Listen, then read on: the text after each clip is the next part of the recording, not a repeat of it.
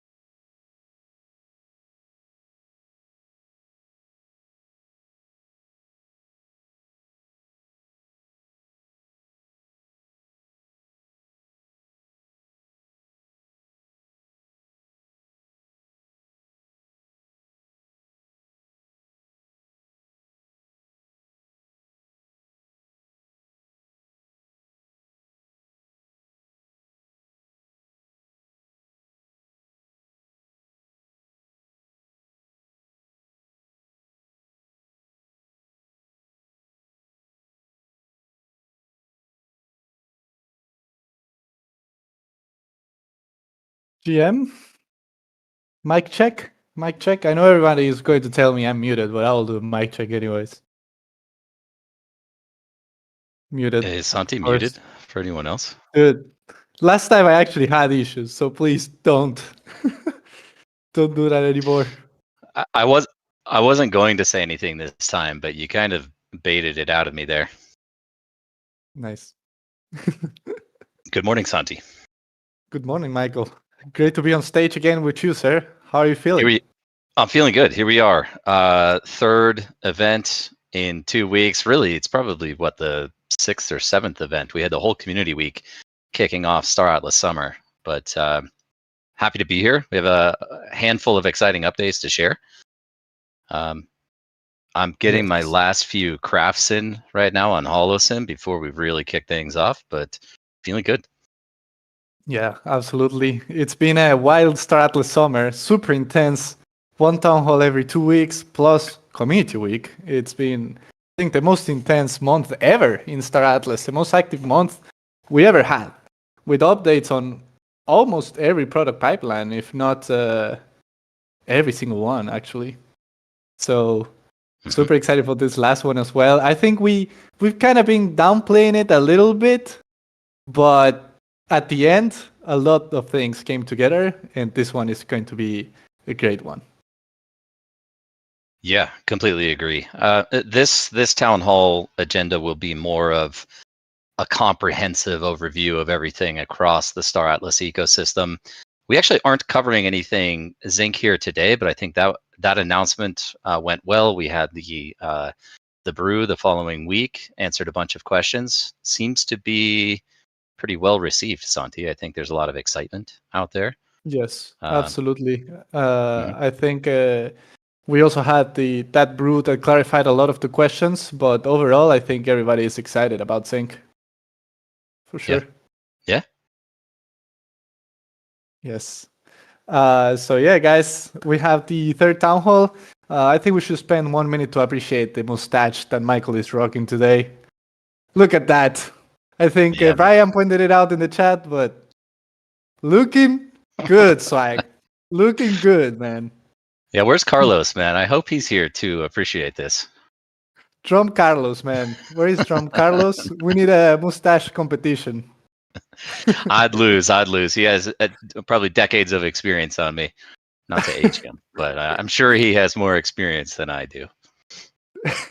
People are saying Drum Wagner. Yeah, I might have to update my handle. Yeah. Well, that's amazing. But yeah, I think we can get straight into action here. As always, we would like to do some noteworthy news to kick off the town hall. A lot has been going on, especially from the community side. The first thing that we wanted to share here is the Iris Quest. We wanted to give a shout out to everybody involved with Iris Quest. If you don't know what it is, it's a Star Atlas tournament. That it was a massive effort from everyone involved. The Chimera guys, Bohemian, Morango, Neo Armstrong, all the teams that participated. It was a fantastic event, fully community driven. We had 14 teams actually play in the tournament. Dyson Sphere, we need to fix a couple things here and there. We got out, we lost to the champion and then to Chimera Alpha, who play really well. But it's been a great tournament, great community effort. I think we need a new team captain. I'm calling for a mutiny. No way. No way. We'll get things fixed, you know. Some games we do great, some games we don't. We'll get it fixed. But yeah. Man, some of the new teams that joined absolutely cracked. Really cool to see. Yeah. Thank you, Bohemian, for posting the brackets there. Again, this was a fully community-driven effort. Even was live streamed at Comet, which is going to be my next shout out. So Iris Quest connected with the Comet guys, another fully community-driven and funded, because that came from the DAO initiative, where the guys from the Star Atlas community in Germany hosted an event called Star Atlas Comet during Gamescom, and it was overbooked. Like, there was a lot of people that wanted to go there. I think more than 70 people showed up. that day. Shadix was on stage, Kiwimi, Funkcracker, Drum Carlos. It's just amazing to see how much the community engages with Star Atlas and how much initiative it's also being taken by the community. So shout out to the Comet guys as well, Iris Quest. We love that. We love to see that. And last but not least here, if you're interested in participating in community tournaments for the UE5 game, we have the Gallia Cup starting September 1st. So I shared the link in the chat in case you want to register a team. This is a fully community-driven league as well. I think it lasts 1 or 2 months. You play the matches async, so you need to find. It's not like Iris Quest, which it's everything in one weekend. You have to play against the teams whenever the both teams can play, so it's different. But also community driven. There are prizes in there. Star Atlas will be providing some prizes for people, for the winners. So if you want to play in a more of a league style, you can get on the Star Atlas Gala Cup for, I believe, the 4th season that they're hosting it. So link is in the chat. You can go and join there if you want to participate. So amazing to see the ecosystem so alive right now, Michael. I think overall it's been great. Activity has been accelerating. Yeah, I think it's a beautiful site. It's what we want to accomplish with this decentralized ownership over Star Atlas. I think it's really cool seeing a lot of pips get passed through. At the Star Atlas DAO, we're on pip 18, I believe it is, and funding for community meetups, events. I think it's a great use of capital within that DAO treasury.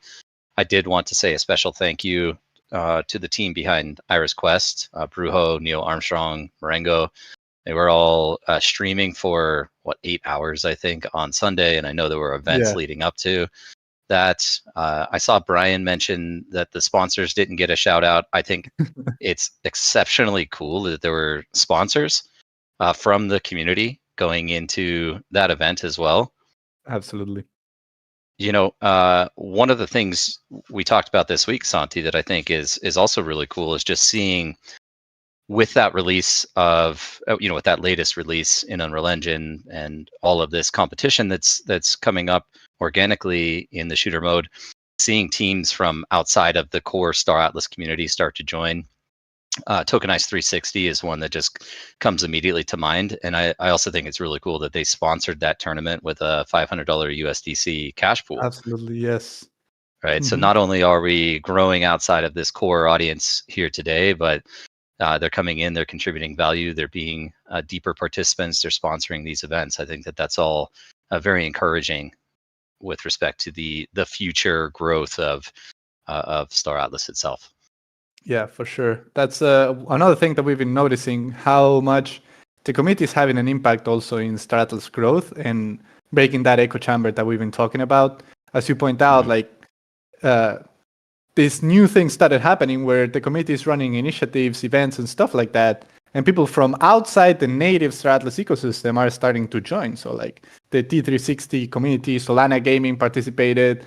I think Coexis was streaming together with Subasa, which is a Turkish content creator. From natives, we had Keplernet and Yamik streaming the full event in Spanish. So it's just amazing to see how everything is plugging together externally as well. So we're reaching new levels of cohesion when it comes to community and ecosystem growth and initiatives together with external parties. So it's amazing to see everything maturing. It is super cool to see. Yes. With that said, we can move to the main topics for today. We'll have a couple guests join us on stage as always. And we will start today with the product that almost everyone has been playing lately. You all know about it. We'll be starting with the Holosim product. And for that, we're going to have Xcode join us on stage. So Xcode, if you can raise your hand. There we go. Welcome to the stage, good sir. Hi, Santi. Hi, everyone. Welcome, my friend. Great to have you on stage. Welcome.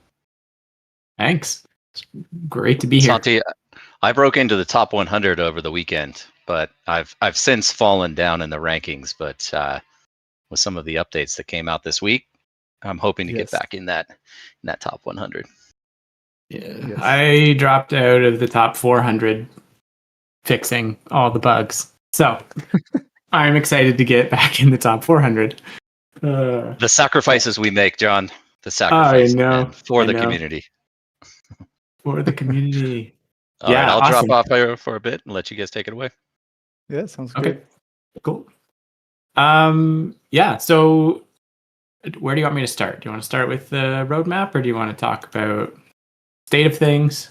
I think we can talk a little bit about the state of things. I know that some people have been kind of worried about the infra instability and some of the issues that they have been encountering. So just sharing a little bit what we're doing to address that, I think will be great. Okay. So you'll see when we do get into the roadmap, you'll see where we're at with stability fixes. But if we go back in time to the open beta, we could see that the systems in place and the player load that we had was already at its limit. And so we began replacing the Starcom v2 infrastructure with direct RPC calls. And for those that don't know, that's the same technology that guys like that everyone else in the Solana ecosystem uses. And when you see Sly Tools working and Sage struggling, they're using direct to RPC. So we're using that infrastructure. That infrastructure wasn't as great when we first started building Sage, and now it's a lot more mature, and it's actually the better choice for Holosim. So we are systematically replacing every little bottleneck that we can find with Starcom with direct to RPC connections. That just means we're getting data straight from the chain through the AtlasNet RPCs. Those will eventually be the Zinc RPCs, and those are controlled by us. So so the bottlenecks that you guys were seeing were player load, overloading every single piece of our infrastructure at some point. And so we would fix one thing and the next thing would break, and we'd fix another thing and the next thing would break. And we got to a point yesterday night where we've taken enough of the Starcom infrastructure out that it can now handle the load that's left there, and everything else is coming through RPC. So crafting is working as usual. The Starbase accounts are being loaded properly. The route manager and the automations have all the bandwidth they need, and now the game is back in this awesome playable state. It's not to say that we're not going to continue. We are going to continue replacing that until we have everything on RPC, and that's because we plan to grow the player base 10x, right? And so every single piece of the infrastructure is going to need to scale, and we're going to continue with that effort. So, yeah. And John, now, just to clarify here, like all these improvements and all the testing that is happening right now is also helping test the load that C4 will get whenever we release it, right? Exactly. So these improvements and this testing is also helpful for the long term. Yeah. So it's really healthy to see these kinds of player load with Holosim, and it means that the C4 product and eventually Fleet Command and those other products are going to have this battle tested infrastructure behind them. So I'm gonna try sharing my screen. My computer crashes when I turn the screen share off. So when I stop sharing, I'll disappear for a little while, but I'll come back. So I'm just gonna start sharing here, and we'll do this screen. And you guys can just tell me if you can see this roadmap. Sure. Let's see. So I just want to cover. Okay. Yep. It's working? Okay. Yep. So just to cover anything green in the top line, those are the finished pieces of the open beta. Anything that's yellow is still a work in progress, and anything that's gray is planned. And I arranged it top to bottom so you can see where we're going with things. So I think it's worth covering a summary of the features that we added in Holosim really quick. We had this idea of a contract race, this faction-wide initiative. We delivered the MVP combat. The MVP combat log no one ever saw but we did develop it, and we could see in text in the background what was happening by the end of the season. And if you can zoom in a little bit in the ones you're talking about, Yeah. will be great. Okay, perfect. Sure. That's better. Thank you. Okay. And so that's combat. And then next big piece is the quest system and the leaderboard. Those two things have kind of evolved down into the Completionist Award that's now sponsored by Soulflare, and the leaderboard awards that Automata is providing for players in Season 1, Chapter 1. The next big thing was the Route Manager, and then the refresh at the end of the season there. This ongoing piece is the migration from StarCom V2 to RPC. And then the Sage AI initiative, faction chat, and the crafting UI refresh, those were all planned and effective, and they're just going to continue on as they are. And then if we come down here to what we're working on actively, we're still updating the contract race and win condition UI so that you guys can follow along with your progress and see who's going to win. We're going to set a specific number that each faction needs to aim for in order to be declared the winner of this season. The territory control MVP is underway. You can attack starbases, and you can actually capture starbases currently. And then we have a combat UI refresh that's coming. So those are what's in progress. The Battle Pass MVP, there's been really great user acquisition numbers on the Battle Pass. Last I saw, we had a 26% conversion rate of people who play Holosim and finish the first quest. 26% of those convert to Battle Pass purchases, and that is a very strong number, and that's a really great testimony as to how much people like to play Holosim. I also, if we're going to speak about numbers as well, I believe we had like top of funnel 7,000 people create accounts, which translated into about 2,500 people completing the first quest, and about I'm going to get the DAU number wrong. Let me get the DAU number. It was around 1,400 less I saw.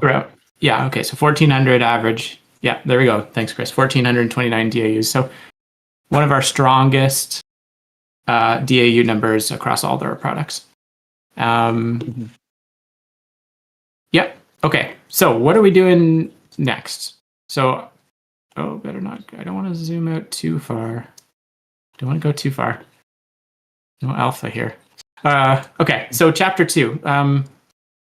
What would chapter 2 look like? So we're discussing a content update that builds on what chapter 1 is, and we're trying to do that from a perspective of not making everybody go through everything all over again and adding content at the same time. And so the idea that we landed on right now is that when you finish chapter 1, we will take some time to build out the chapter 2 content pack, and then when we deliver that, players will be given a starting pack of ships and resources, so that they don't necessarily need to. You will need to go back through the chapter 1 content, but you'll do it from the perspective of somebody who's already well established. You'll have all your routes and things set up, and that is to focus on the territory control aspect of chapter 2, to get you into the capital and commander ships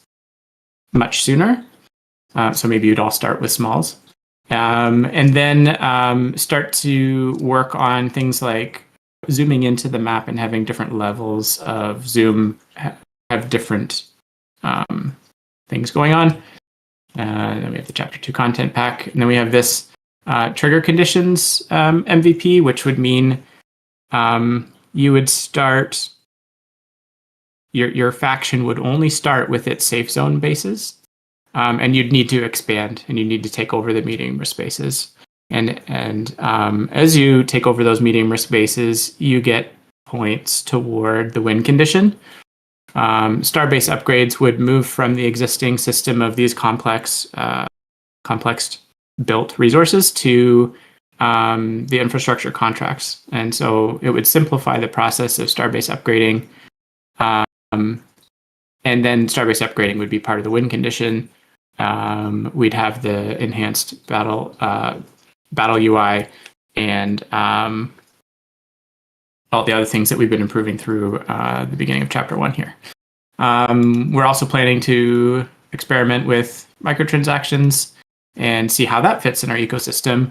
It's not to say that it's a main focus yet, but we definitely want to have an opportunity to sandbox that and try that out. And again, if we just come back over here, the Starbase upgrade system and LP system would get a refresh with that as well. So those are the main things coming forward. Actually, if I just wanted to leak a little bit here, the Battle Pass would eventually become the Zinc subscription. I know Zinc is a big piece of what we're doing going forward. So you can see how what we're building with the Battle Pass ties into that. It's setting the stage for that. And then the work that we're doing on territory control would lead into this idea of ultimately into an NPC faction. So you'd have the three main factions, and you'd have an NPC faction that you could do PvE content against or along with, depending on how you look at it. So I won't go into any more detail there, but that's kind of our dream for maybe what we begin the second season. And also, it may be worth mentioning we could do a third chapter and a fourth chapter if there was room for it before we got into season 2. So just wanted to mention that as well. Also, I have a really quick. This is really cool. Chris sent me this. This is a map of all the combat encounters in Chapter 1, and you can see where the star bases lay underneath them. Lots of combat activity already, even in the first few weeks, even with the bugs that we've seen. So it's really cool to see this. So, yeah. Very cool. Yeah. I saw there was some drama, I think, between mods and Usters today. I'm not sure. I haven't followed closely, but I know there was some war out there earlier today. Yeah. So There's always some war out there. yeah. Yeah, very cool. Nice.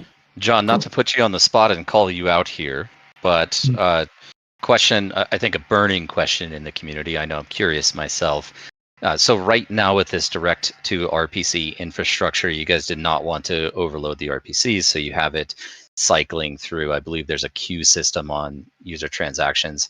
It does mean that not all of your route manager and automation is working as efficiently as it could. Can you speak to that at all? Are we going to start maybe increasing the throughput a little bit there so that things, again, flow more efficiently? Yeah, okay. So currently the route manager is a serial action. And so the route manager looks at a fleet and it takes that fleet through an entire cycle. And then it goes to the next fleet and takes that fleet through an entire cycle. And doing that means that the RPC is not getting multiple sets of data about star bases, multiple overlapping things happening at the same time. So it can be improved by parallelizing that stuff, and it's just a little bit lower priority than actually replacing the other pieces with RPC infrastructure first. And getting the combat log ready for later in the season when combat really ramps up. Yeah, so it's definitely something on my radar. It's just things were working so good yesterday, I just didn't want to break it right away. So, and there are some delays in it, and the logic isn't perfect either, but it's certainly. So the goal of the route manager this season was to reduce logistical complexity, and it does that. People have 10 times the amount of resource generation with the same amount of work that they did last season, and so even though it's not perfect across the board, I can see resource generation is way up, and people are able to move out of the loop of mining and transporting and into combat and scanning and territory control. And that's where we wanted it to be. So it might seem a little clunky, but it's definitely serving the purpose that we that we wanted. So yeah, I hope that answers the question. Yeah. Yeah, thank you. Very cool. Thank you, John. Thanks. All right, I'm going to disconnect, and if I crash, I'll be back in a bit. Sounds good. Yeah, thanks. W Thanks for the code. I updates. like that. W codes in the chat instead of X code. Yeah, Santi, before jumping into the next segment, I think just because we're here covering some updates to Holosim, and I did actually see a question out there from it might have been Funcracker. I kind of lost it in all of the W codes in the chat, but I just want to cover high level again some of the product goals of Holosim. Now, it really started as a kind of a skunkworks pet project, but I think it's evolved quite nicely into a very attractive user onboarding system for us. And so let's start there. First and foremost, we wanted a highly simplified user onboarding experience into StarAtlas. One that is a very low financial barrier to entry, which in this case is completely free, with that optional battle pass, of course, if you want to buy that. But this is a completely free way to get into the StarAtlas Sage game systems, whereas we know that with Sage, there's a relatively high financial barrier to entry to really operate efficiently within Sage and be able to participate in that play to earn economy. And so not forcing people to spend thousands of dollars on game assets before having some experience in Sage, we thought was pretty important. So that was number one. Number two was really eliminating any of the blockchain elements, or at least abstracting or obfuscating those from the end users.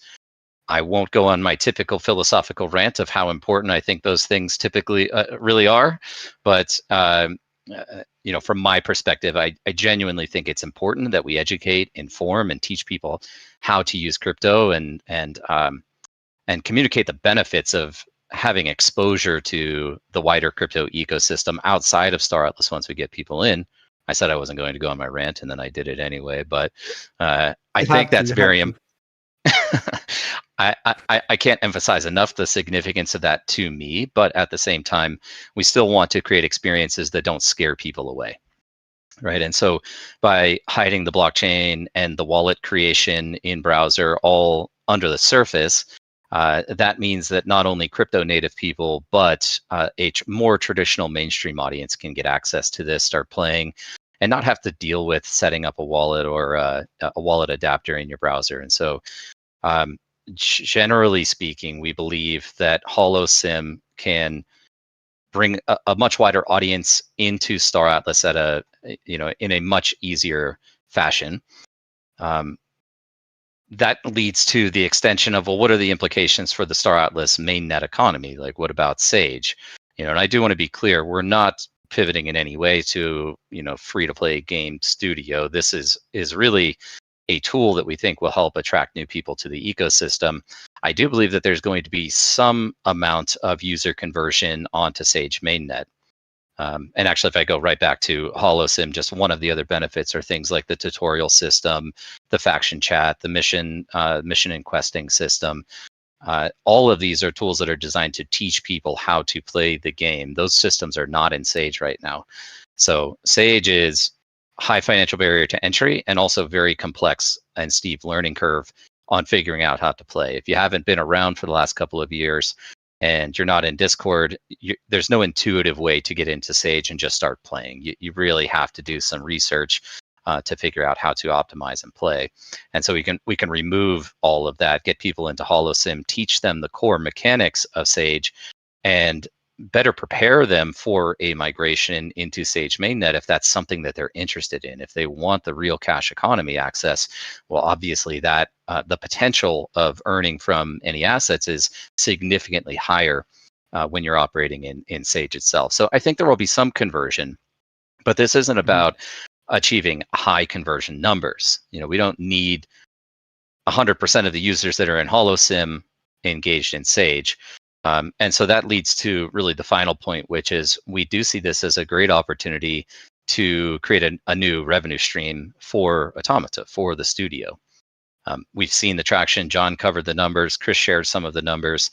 a very high conversion rate on purchasing this battle pass, which is also encouraging for us should this product scale to 100,000, 200,000 or more users. And that's without covering ambitions of having a mobile version of this on the app stores ready and accessible. But growing a large user base there creates revenue streams for us. That obviously helps us achieve funding requirements that we then use to continue building the wider vision of Star Atlas. So all of those things are really product goals of Holosim, and it's just it's really cool to see the adoption from our existing community, but seeing us start to branch out to a wider Web3 audience, and then hopefully soon enough reaching a mainstream audience.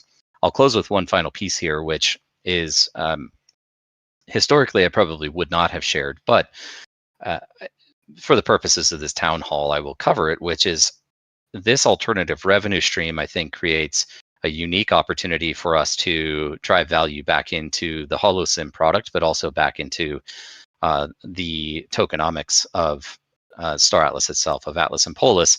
One way we could do that, and this is purely hypothetical right now, but one way that we could potentially achieve that is taking, say, 20% of the revenue that comes off Battle Pass purchases and funneling that into the seasonal or the chapter-based reward pool. So the more people that sign up for the Battle Pass, the larger the cash pool is that goes into the competition. That is like the leaderboard rewards for Holosim. A second thing that we could potentially do is also leverage some of that revenue to repurchase tokens out on the open market. If nothing else, it leads to us being able to eliminate our own token sales, which we use as pretty critical cash flow mechanism right now across the company. So anyway, that was much longer than I really expected it to be, but I wanted to cover high level. What are the product goals? What do we want to achieve here? And what are the implications for both the players in Holosim, but again, that wider Star Atlas ecosystem? Mm-hmm. Yeah, that's great. And also, just the numbers speak for themselves. So you covered it already, but holding well over 1,400 daily actives, 350 battle passes sold, with the current infra issues that we're facing, just speaks to the potential that this product has. Also, the approach that the team is having with it, I think it's the right approach. I am for sure biased from the community side, but I think it's perfect to be like Xcode is, for example, in the chat, where we release something, get feedback in real time from people, and you can see that feedback being translated straight into the product in real time, basically, which I think leads to a very effective way of creating an MVP that can hit a product market fit faster than anything else. So that flexibility is great to see in a product that we have. So also super excited on that end. Yeah, I'm a big proponent of shipping relentlessly and iterating rapidly. And a lot of times that means we don't put the full polish on a product before it goes out, because to your exact point, we can really achieve a much tighter product market fit if we're releasing regularly and taking in feedback and then making changes and updates to the product as we go. So, and Santi, you kind of reminded me, one piece I did not mention is that this is also a proving ground and a test bed for the mechanics that are coming in Sage. Combat systems that are coming in Sage, for example. Your first opportunity to engage in those is in this Holosim product. So all of this leads to a very virtuous feedback cycle, not only with the Holosim product and user acquisition, but also how it guides our development decision making on Sage C4 and beyond. Mm-hmm. Absolutely, yes. So yeah, we talked about Holosim, but we can now talk about Starbase, right, Michael? I think we have some updates for Starbase. We do. I'll say this is a smaller segment. We don't have any visuals to share here. We can post some of these notes after the town hall. Otherwise, I'd say break out the pen and paper or your favorite note-taking tool to capture some notes here. But what we do realize is that Starbase, the current version of Sage, is getting a bit long in the tooth, especially from the economic perspective. Starbase core gameplay mechanic focused on mining resources, crafting components and compounds, and installing those into Starbases so that you can upgrade them. Obviously, that goes into the LP loop, the loyalty point structure, which then determines daily Atlas emissions out to all of the players participating in that. So we have a nice little update. And let me take a sip of water here, Santi. Yeah, for sure. Very much needed. We still have a lot to go, Swag, so you may need to get a refill on that glass. Yeah. I haven't even spoken that much so far. But we do have a nice little update that we're going to be rolling out. The team is actually working on deploying it as we speak. It's likely to be available today, but that depends on how the deployment goes. But this is something that we're calling the Infinite Starbase update. And what we'll be doing is adding a single, what we're terming as a phantom starbase, adding a single phantom starbase into each one of the factions. This is going to sit somewhere on the border of the safe zone and the medium risk zone within each faction. These starbases will start at tier 1. But on the back end, because all of the starbases currently in Starbase are have progressed beyond level 1, we're going to be modifying the upgrade recipes across all of these new Phantom Starbases so that they are effectively infinite. They're effectively perpetual. You can deposit as many upgrade materials and components to these as you can craft. Essentially, they won't be able to progress beyond level 1. They'll never reach level 2. They will be stuck at level 1. But you can install any of the upgrade components from any of the existing Starbase upgrade recipes. So all the way up to tier 5, all of those components, all of those compounds can be installed. There's also going to be 2 undisclosed new resources. We'll be chatting about that a bit later in the town hall, so I won't cover those here. And I would note that Chris is as always, Chris and Gareth are doing their work on balance. So they'll be continuously monitoring and assessing the LP value of each of those resources and trying to encourage players to diversify and not just focus on a single resource that is the most optimal, that generates the maximum amount of LP. But that balancing will take place in the background as usual. And I guess the other final real key piece here is that these are ephemeral starbases. So we have some kind of fun ideas in lore that these phantom starbases have arrived from an alternative dimension, and ultimately they are going to go away when we get into C4. So these are exclusively resource sinks for the purposes of Starbase. As we know that almost all starbases are going to be tier 5 in Starbase, or they're getting very close at this point. And so these will not persist through to C4. They're only going to exist in Starbase. Otherwise, again, something that we'll discuss a bit later, but I just wanted to emphasize that there is a benefit for all of the factions that are currently upgrading their Starbases, and that is that any Starbase that has been upgraded to tier 5 will become a king system, a king Starbase in C4, and all of the other core systems and Starbases are going to be tier 1. So for any region that has the king system and has the tier 1 core systems, you will have regional control over that region going immediately into C4. So don't want to cover too much more there. We have a segment dedicated to this later, but we're pretty excited about this. And then we have some other ideas on how we can continue to enhance and modify and improve Starbase as we continue our development efforts towards C4. Yes, sir. Some people are Googling ephemeral. It just means temporary. Yeah. Okay, so good updates there, Michael. I think it was very much needed for Sage to keep going for the economy. So Yeah, Sage players, get ready. Yeah, I see King Shred asked a question. Yes, it is turned in for LP. This is so we can keep the LP system active in the game. If all of the Starbases were upgraded to tier 5 and there was no opportunity to craft materials to upgrade Starbases, then the entire LP loop would simply be depositing food into Starbases, and we don't want to see that happen. So this is a new infinite sync Starbase that we're adding to the game. Perfect. Okay. No more FICs, Katir is asking.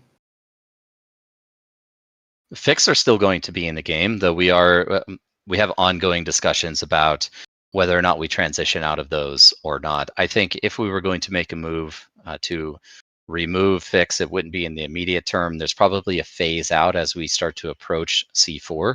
But otherwise, again, there's some other mechanics that we're thinking about adding to Starbase. I guess I'll tease out, there's some considerations on adding combat systems to Starbase. Don't want to commit to that. It's just early discussion, but should we move in that direction with some additional updates to Starbase, then we can probably consider phasing out Fix over time and focusing exclusively on a more comprehensive LP loop and earnings mechanic. Perfect. Okay, that covers it, I think. So we can get moving to the next topic, unless, Michael, you have something else to add here. I'll just answer one more question. That was Mendizo asked what the timing is. The team is working on deploying it right now, so it's potentially out today. If we run into issues, it could be tomorrow or later. But I think we'll probably get it today. We haven't ever deployed a program update of adding a new Starbase into the game, so we're just not certain how that will go right now.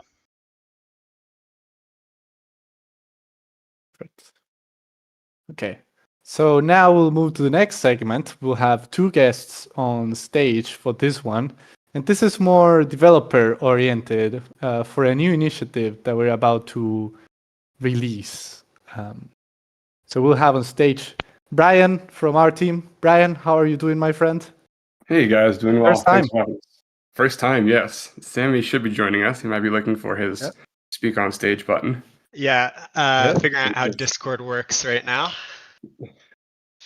Yes. So Sammy, welcome to the stage. Also first time at the town hall, I believe. Yes, or at least on stage. Yes, perfect. So if you guys don't know them, they're both from our blockchain team, two OGs. You guys have been with the company for years now, right? So little introduction for you guys here, so the committee gets to know you. But we can go straight into business, guys, if you want, with this, so we can explain a little bit what we have been cooking from the blockchain side at StarAtlas. Yeah, hey, just really quickly, it would be great for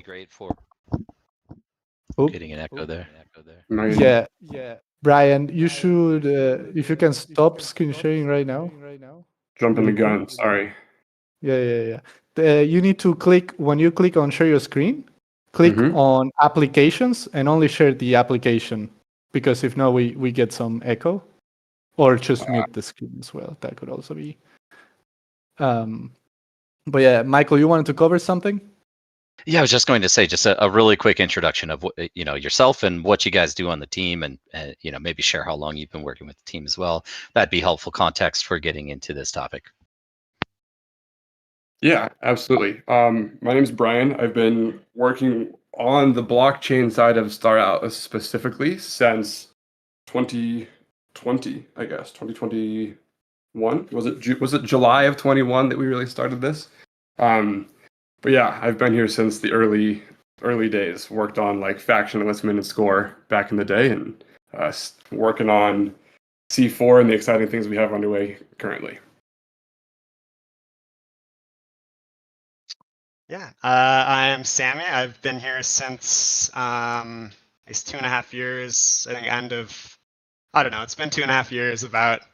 I work on the blockchain side and sort of all over the place. Anything Rust, mainly Starframe for the past couple of years, which you guys will be seeing soon. Nice. Awesome. So now we can get into business. Brian, I don't know if you want to try the screen share again. Okay, let's see. Can you guys see? Can you guys hear? Perfect. Yes. Okay. So, without further ado, for those of you that aren't aware, we are building a pretty complicated Solana program here with StarAtlas. I wouldn't say that Sage is the most complicated Solana program. I can't speak to that, but we are definitely the largest Solana program. You know, we've got 30, 40 plus different accounts that we manage. We've got somewhere in the neighborhood of 100 Solana instructions. So this program that we're working with is super complicated, and we have been writing it with Anchor. For those of you that are familiar with Solana development, the bespoke framework up till now has been Anchor, and we have been using that. It's been great, but really Anchor was created when Solana was a little less mature, and it was really created for simpler applications for getting developers up and running quickly. And as Sage has grown in complexity, we've quickly pushed into the boundaries of what's possible with Anchor. We've started forking and making our own changes to Anchor to sort of adapt to the level of complexity that we needed. But even that, we were pushing the bounds of that. And so it got to be the time that we had to try our hand at making our own Solana program framework. So enter Starframe. What's sort of the motivations for Starframe? Well, we needed to reduce the complexity of Solana program development. We needed more flexible data structures to unlock more complex gameplay loops. We needed simpler account structs to reduce the effort on both our client team as well as just iterating on program loops internally. We needed to be able to change the framework's behavior as new use cases arise. For those of you that are familiar with Anchor, the way that it's written, it works really well when you're doing what Anchor wants to do, but making significant changes to Anchor is not very feasible. So that was one of like the founding principles of Starframe is to make it modifiable. And then the last big piece is that we needed to eliminate possible developer error wherever possible. With such a large code base, we're validating, revalidating accounts, and it's super easy for developers to miss a small check that results in, some sort of unexpected behavior, maybe players losing control of assets or players being able to maliciously change account data. So I have a brief little explainer here on some of these modifiers. I know many of you are developers yourselves, but I'm keeping this very high level intentionally so that everyone can kind of grasp what we're doing here. At the end, we'll have links out to our GitHub, to our crates, all the relevant pages. So if you're interested in working with Starframe and want to get more into the nitty-gritty technical details of things, those will be provided. But as a high-level explainer of the motivation here, on Solana programs, everything is stored in an account, and every account has some account data, and we need to be able to describe when that data comes in. It's just an array of bytes, and we need to describe how to use that information. So this works well enough if you have a simple account. Say you have a ship, and a ship always has a name, it always has a mint, and it always has some level of HP. So then every client just needs to know how to deserialize these few fields, and you can work with a ship. But this breaks down pretty quickly if the data is dynamically sized. So say we have a player. Player always has a name and some inventory, but as you go around the world picking up items, dropping items, the number of items, the quantity of items in your inventory changes. So the size of this player account is going to change. Now, I'm glossing over some things here and making some assumptions that we're working in like a zero copy world and we don't have access to certain things like vectors or maps that otherwise would be available. But basically, if in a complicated program, it's very difficult, if not impossible, to have dynamically sized accounts in an Anchor program. So we came up with this, what we called the wrapped account pattern, where basically all of our accounts in green, or all of our accounts would have these two parts. The green part is some sized part, and the red is this unsized part. And this lets us say, whenever you receive an account, the stuff in green, we know how big that's going to be. In this case, you have a player account, you're going to take the first bytes and deserialize the name. Anything beyond that, we're just going to treat as the inventory. And so we can tell it, don't worry about how big the account is. You worry about sort of the sized portion of it, and anything that's left, we're going to deserialize as items. And so this is what I was talking about earlier, but this got us a little bit further. This lets us get around the fixed size nature of things and lets us be a little bit more flexible with our accounts. But again, this starts to break down because we can only have a single list of things on an account. So this works for a player with an inventory, but for you that play Sage, you have a fleet, and your fleet has ammo, it has cargo, it has fuel, it has some set of ships that comprise the fleet. So you can see here, when you have a fleet in Sage, we're actually using 5 accounts at one time. So you have the fleet that holds some stats about the fleet, and then the unsized portion is the fleet state. Maybe it's docked, maybe it's mining. And then we have pointers out to these other accounts. So you've got your cargo hold, which then has its own list of what you're holding. We have another pointer out to a fleet ships account that has a list of what ships are in your fleet. And so you can see how across the large code base, as we try to introduce new gameplay loops and stuff, this spirals out of control really quickly. And things just get so complex that, one, it's incredibly difficult for us to add new features at the program level because there's so many accounts moving around. But two, it's also super hard on our client development team. There's so many accounts that have to go into every instruction. And then for those of you in the community that have tried working with us, I know it's super difficult. There's so much data going around. There's so many different accounts going around. So really, in order for us to go to the next level in gameplay loop complexity, be able to bring in exciting new features, we needed a way to simplify all of this. So enter Starframe, and we have made unsized types of first-class citizen, and basically this exact same account now can be represented just as you would expect. A fleet account that has some set of stats, some set of ships, some cargo hold, and all of these things can be dynamically sized, and whenever you want to interact with a fleet, there's a single fleet account. So to talk a little bit about how Starframe works and how we achieved these things, I'll pass it over to Sammy. Yeah, so took a lot of trial and error. We've been working on Starframe for 2 years at this point. And I guess to start with the account set system, one problem we've had with Anchor is a lot of times you'd need to either duplicate your definitions of accounts that go in a transaction, or copy and paste the validations and basically be calling the same function in every validation, and they weren't very nice to work together with. So what we did is we made it so that account sets, they have 3 steps. There's a decode, a validate, and a cleanup, and each step can take in a certain argument. And because that argument is typed, if we provide the wrong argument somewhere, instead of us forgetting a validation and the whole game breaking, we get a compiler and it says, no, you can't do this, fix your arguments. So we get a lot more safety,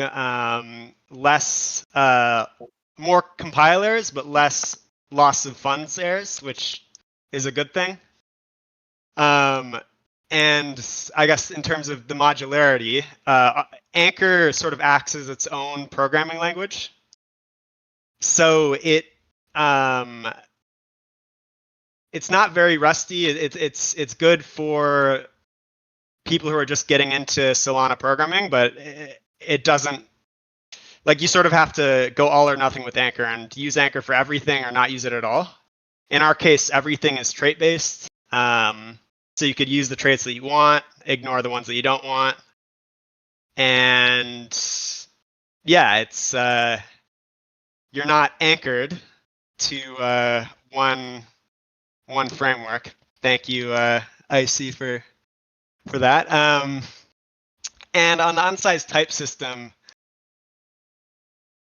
Well, we're currently working on the docs, and to be honest, I'm struggling to document it for like developers, so I don't really know how I'm gonna explain it.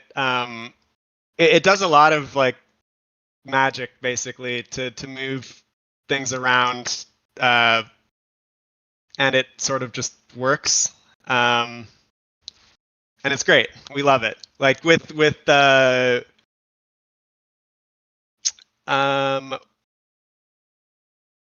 here, let me. Yeah. Like Arthur actively is saying, trying to Sammy, publish. never read the chat while presenting. That's absolutely true. You never Yeah, want to read it. I need to These close guys it. will for sure distract you with everything they have. I'll take that for sure. So I don't know if I could screen share. We'll be open sourcing Starframe very soon. But one example is with this unsized type system, we could make a matching order book that is able to process like 1,000 orders in a single transaction and close up 1,000 orders in a single like market or limit order. And this system is actually what the new C4 local markets is based on. So it's very performant and it's great. So Very I will cool. give it back We're to you, also Santi. we're also going to be pushing a Medium article as well, explaining this a little bit more, so people will be able to read about it.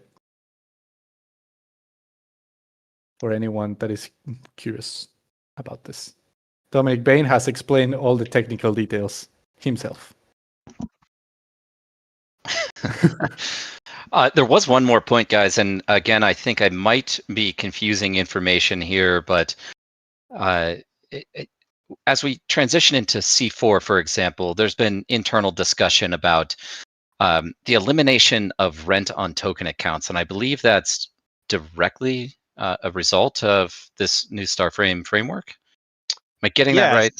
Yeah, so because we're able to store dynamic data in accounts now, instead of having a bunch of token accounts, like Brian was showing earlier, your fleet just has like a cargo on itself. So you don't have to make a whole bunch of accounts. All of your cargo is tracked in your fleet and your Starbase.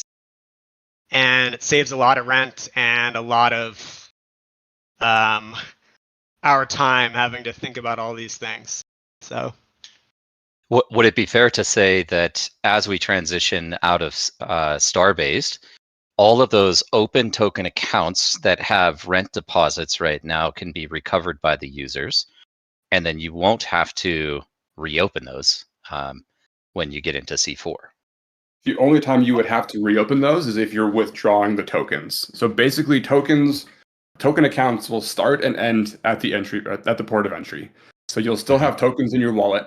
As soon as you bring those into the game, they become cargo in the game, and you are free to close your token accounts. If you want to withdraw the tokens to use them outside of Sage, you will have to reinitialize the token accounts.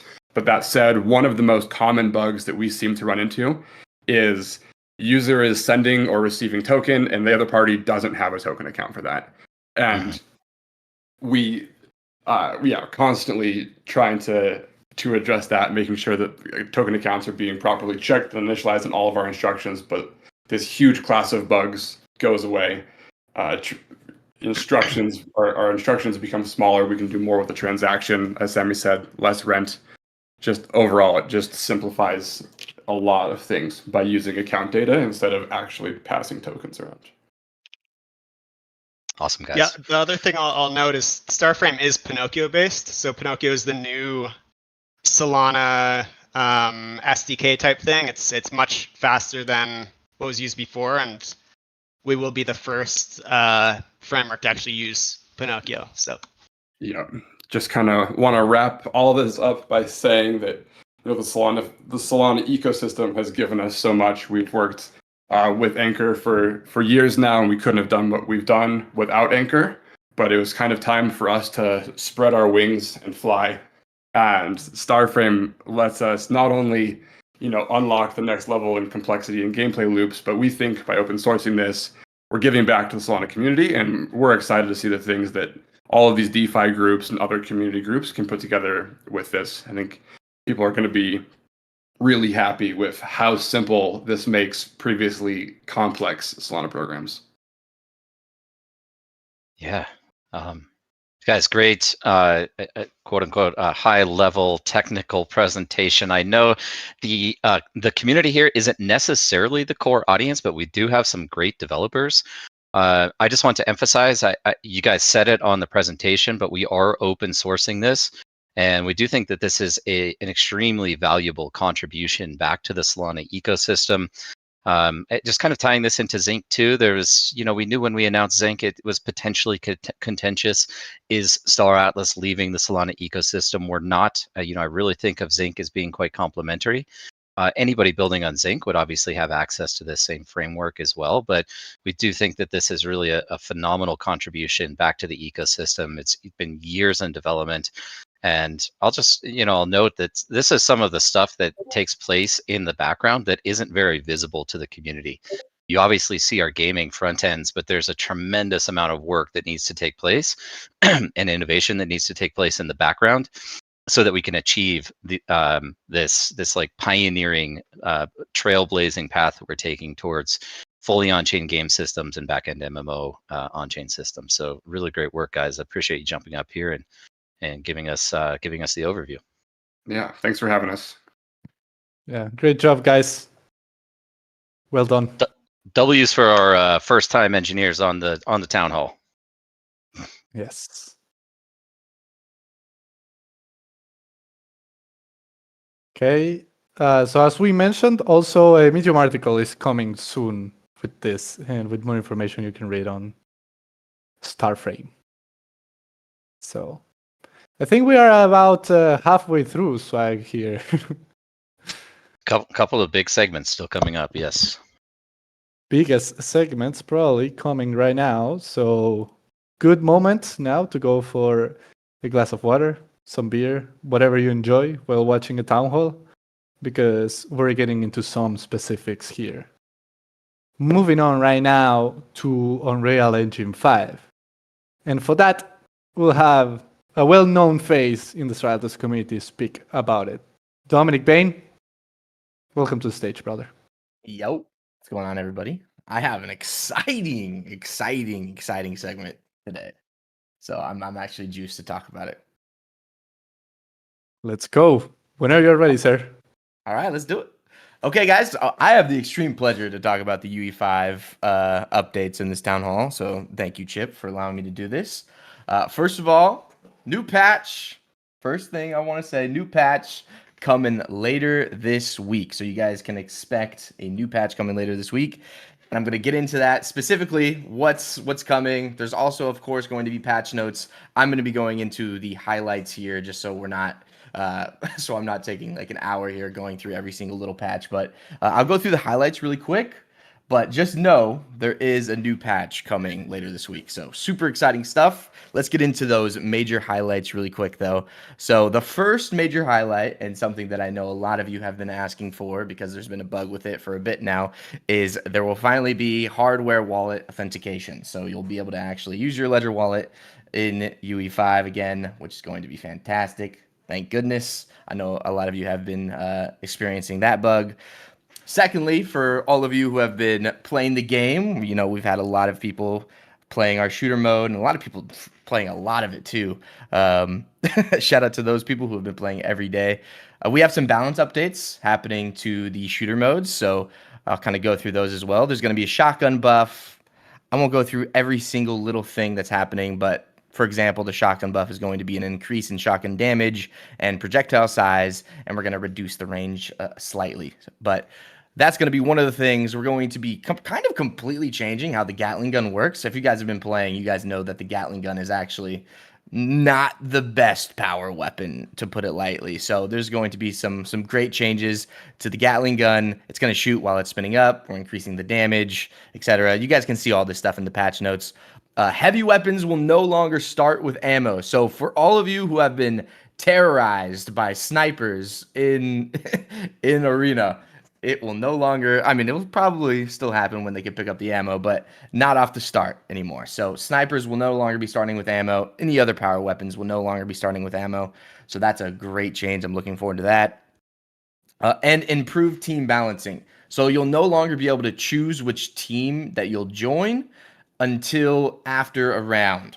So we're kind of balancing the teams. You also won't be able to join a team that already has the maximum amount of players. So we were having problems where there'd be like 7 people on one team, then 1 person on Mud, and then like 3 people on Ooster. So we're addressing that. So that's great as well.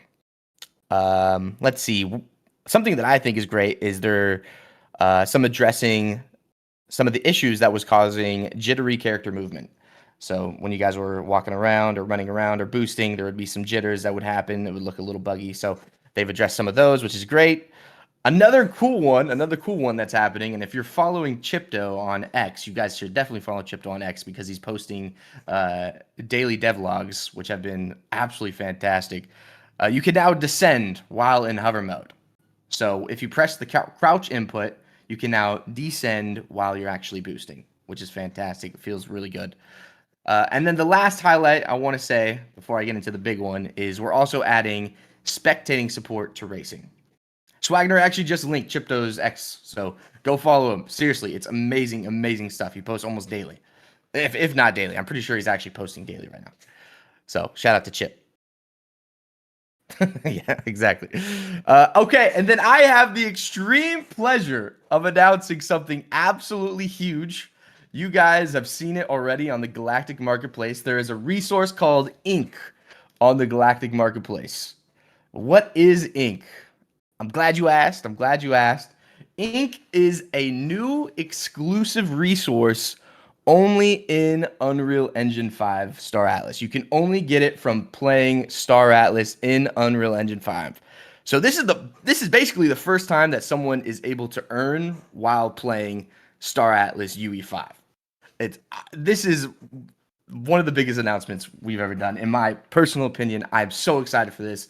It's been a long time coming. I'm so juiced for this. So how do you earn ink? So you get 1 ink for every 100 XP that you earn in a match. For example, if you play a gunplay match and you get like 738 XP, you would get 7 ink. And that 7 ink would go to your profile. Ink will be airdropped periodically. I'm sure you're wondering how exactly you will be getting your ink. So you're not going to finish a match and then automatically have your ink.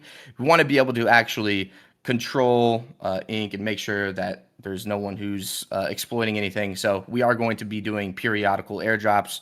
So we're still discussing whether or not this is going to be weekly, bi-weekly, monthly, how that's going to look. But there will be airdrops that happen for this ink resource for the time being. So it won't be immediate. You'll be earning ink and then an airdrop will happen. And like I said, 100 XP per match. You'll be able to actually see the XP, the ink that you've accumulated in your rewards page as well. So you guys can look in your rewards page and see that you might have like 111 ink that will be airdropped to you. We talked about we're manually distributing it just to make sure that we can remove bad actors. Also, if you're caught exploiting for XP, you'll just be banned from earning airdrops. We've actually kind of already seen a couple people doing this, and I just want to make it very clear here. If anyone is exploiting, no matter what, no matter the reason, no matter what you're saying, you will be banned from earning airdrops. So please do not do that. And then ink will be usable in Sage Labs, ladies and gentlemen, meaning that our experiences will be connected like never before. So you'll be able to import ink into the game, transport it to a Phantom Starbase, and deposit it as an upgrading resource worth 100,000 LP per unit. Woo! That I dropped a bomb there, so that is pretty. Yes, that is sir. pretty spicy. It's a huge amount of LP. Dom, I just want to mention one thing. It is going to be exclusive to the new Phantom Starbases that are rolling out. Yep. And then the last thing I want to say, I know I'm dropping a freaking bunch of information here, but to celebrate Ink, we're going to be hosting a double XP weekend this weekend. I kind of spoiled it with the graphic here already, but we are doing a double XP weekend this weekend, August 29th through 31st. Now, if you're going to be earning double the XP, which means you're earning double the ink. So definitely get in there. You definitely want to play this weekend. Get your ink because it's going to be the best time to actually get your ink. We don't have an exact time, but we will let you know, of course, when that's happening. So, yeah, new resource exclusively earned in Star Atlas. Patch coming later this week. Double XP weekend. Be there. Be square. That's all I got. Yeah, man. This is something that we've been looking forward for a long time, man. Like, finally, UE5 and Sage are connecting. It's a major thing. It's huge. Major thing. Swag, you're muted. Yeah, this is a very key point. This is the first opportunity for cross pollination from the Unreal Engine client into Sage gameplay systems. I think really cool. Obviously, if you want to redeem this for LP, you're going to need some crew in Sage. You'll need some ships to transport it. Now, in terms of weighting, I think, Chris, correct me if I'm wrong here, but we're just going with a single unit weight, so it's not inventory intensive, but nevertheless, you will still need a ship to transport it to that Phantom Starbase. And I want to share one thing, what INC actually stands for, which is, I believe it's Inter-Nanite Kinematics, which I think is really cool. And just going a little bit deeper into the lore on this and how we landed on INC is the naming. One, I didn't like Black Goo, so sorry, everybody can hate me. These Black Goo, man, bring it back. He killed Black Goo. I did kill Black Goo. The decision's been made. We're not reverting. I don't care. But what I think is really cool is I kind of think about blockchain and the potential for Zinc to be this really substrate of the metaverse, of digital experiences in the future. Across the team, we've spoken about segregation between Zinc and Star Atlas. I don't want Zinc just to be exclusive for Star Atlas. It really is intended to blossom, mature, and grow as its own independent L1. But again, I think of a blockchain as the substrate of the metaverse. There's an opportunity for crossover between projects that are deploying, say, a DEX or an exchange that launches on Zinc, to have I guess what I'm calling a digital yet physical representation within Star Atlas. That could be an exchange with a trading floor that is on a central space station within Star Atlas. I think that's really cool as an opportunity. And this is where Jose would probably correct me, but the Star Atlas is technically the blockchain of the Star Atlas universe. And so I kind of think of Zinc and this material ink as the bridge between Zinc, the blockchain, and the representation of the Star Atlas, the blockchain, the data set that is Star Atlas and the Star Atlas universe. So I think it's all really cool, and I'm betting we see a lot more people grinding in UE, at least over the weekend, if not beyond. For sure.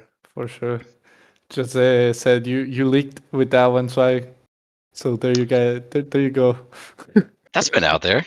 I've seen people talk about it.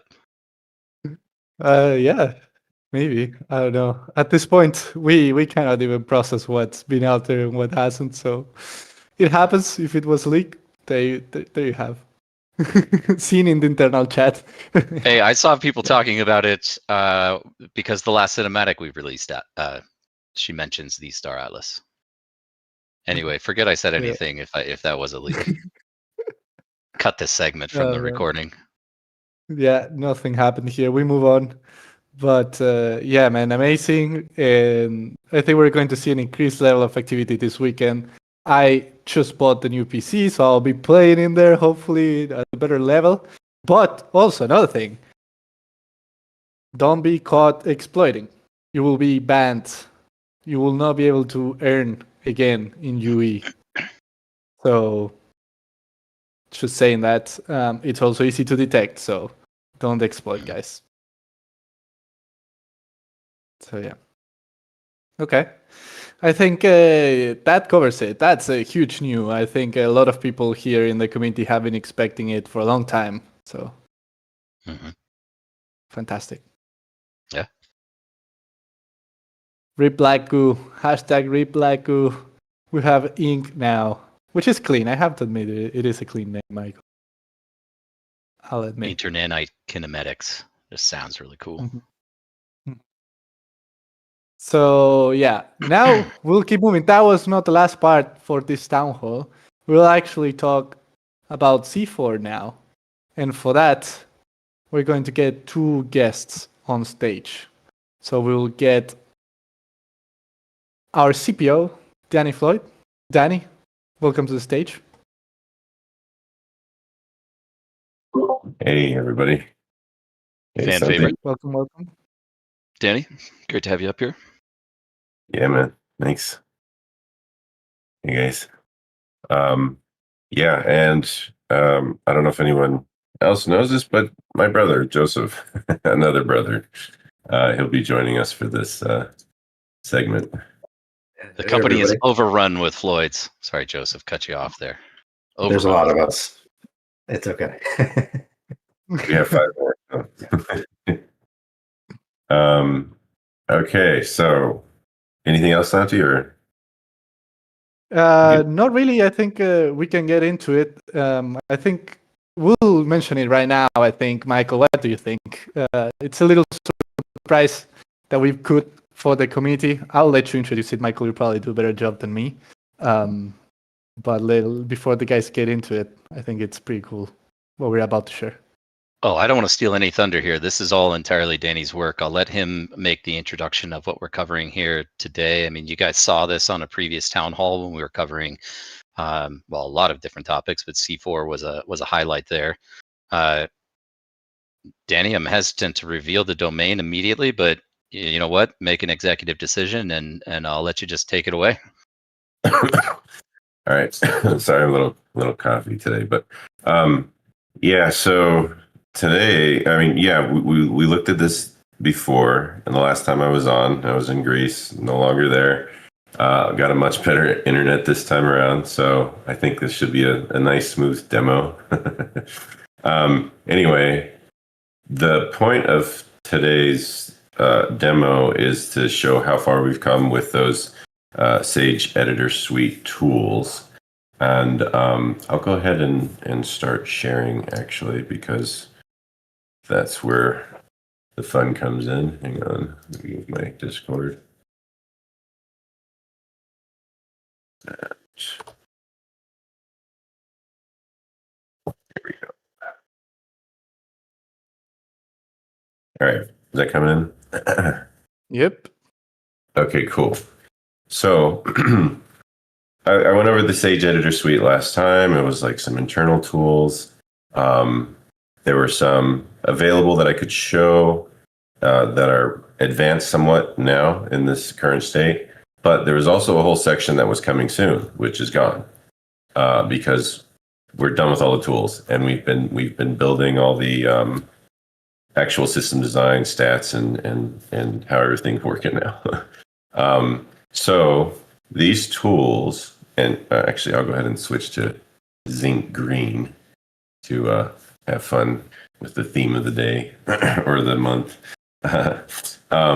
So anyway, now these tools are, yeah, it's kind of already out there, but we're going to be releasing these tools so everyone can get their hands on them. And this is literally the spot that we use to access these tools. So it'll be the exact same spot, the exact same URL that we'll be using to develop out all the system design, all the latest specs and stats for everything: ships, starbases, combat, claim stakes, crafting hubs, all the recipes, all the live data that we have internal will be accessible just as fast by anyone in the community or anyone who wants to out there in the public anyway. So I'll go ahead and what I'm going to kind of do is just run through all the tools. Some of it was shown last time, and now I'll kind of give an update where they're at, and a quick rundown again as a reminder of where the tools fall into the pipeline for the whole development of the game. And first thing what I do is I use this loop matrix. As you open these tools now, they automatically open the latest associated JSON file. So as we make updates on the back end and push it to the repo, it'll also be updated for anyone who's jumping in the tool. So if you see changes here, whether it's subtracting or adding, it'll be the same data that we're using throughout our pipeline. And so by the time C4 comes out, you'll be completely caught up with the latest stuff. This tool, it's basically a contextual, conditional listing tool. So as I, list out all these different things that I can use to create these lists, you change the properties and they all reference each other. You can add different things that are all referencing. And if anyone who's tried to do this in Google Sheets, it's a huge pain. Trying to do it in Notion or other programs, it's a really huge pain. So I had to create this fresh tool that's basically a conditional listing tool. And I use this for, I used it for making rewards of advancing your character group and ship mastery rewards and stuff like that. And it's super fast at creating really high density lists. Like I can, let me see, if you duplicate all values of that, and I instantly create everything within that same category, and it duplicates everything in there. I'm already up to 41,000 items without having to do manual changes. So this is super helpful, super fast, and then you export to other programs that support a similar markdown. Anyway, one of the things I use this for that's actively being used is for the ship components, where I load in a JSON, set up the ship components, and if I need to make any changes, then I'll load that into the ship configurator tool. And then it'll allow me to edit different types of components or remove them. So they work in a pipeline at the moment. Now, when I open the ship configurator, there's a really big change here. I'll show in a second. But also, it automatically loads in the default JSON that, again, it's the latest on the repo. And then we'll do something like, let's add a air bike, a lobby, and let's have some fun and add a rainbow phi. Okay, so again, what I showed last time, you can show the different configurations and how they affect the stats. These are the components I was talking about. If you edit them in the loop matrix, export it and import it into here, you can kind of see how or different things that you can edit and use as components in configurations for your ships and fleets. All the stats are at I'll say, they're not final until they're on chain, basically, but everything has placeholders, which I think play out quite nicely, but there's going to be a lot of testing and a lot of tweaking. So anyway, these are the types of tweaks we would make. And then the big new feature here, and you can also deep dive into how those individual components affect and how they're being effective to the changes when you upgrade your ship configs. And I'll show you how ship configs do actually make a difference in the combat simulator. So this is the new big thing here. You pit left fleet against right fleet, and you can set it up however. We'll set it up as an air bike versus lobby. And you can immediately see some of the most important stats that would go into the combat rounds. And then how it's played out is this combat equation at the top here that's embedded into the JSON that you would load in. And you can get a really deep dive to exactly how these things play out. You can see the different damage types that are in your configuration that convert into direct damage and see how that plays out, and all sorts of things go into it. Size variance, stealth versus scanning, and hit chances and recharges. And I try to give a little highlighting so it's easier to follow. But really deep dive into exactly how this combat plays out. This is a living document, so will likely be a lot of changes. But as we play through and test, then you'll be able to see that in real time as well. And the last thing, before we get into the fight, and I'll explain this more later, in the brand new tool, it's like council rank, right? So one of the things with Combat XP, we have two different types of skills, one called Alpha Strike and one called Alpha Shield. And that's based on the first hit, you can get an advantage to the amount of damage you do. So if you upgrade that in your council rank, then you'll get a surprise extra damage boost. But they can always do an Alpha Shield to reduce it, absorb it. So then let's just go ahead and do a fight. And you can kind of see quickly how it plays out. Wait a second. Let's go back to base. Default. That shouldn't have happened. There we go. Lobby wins.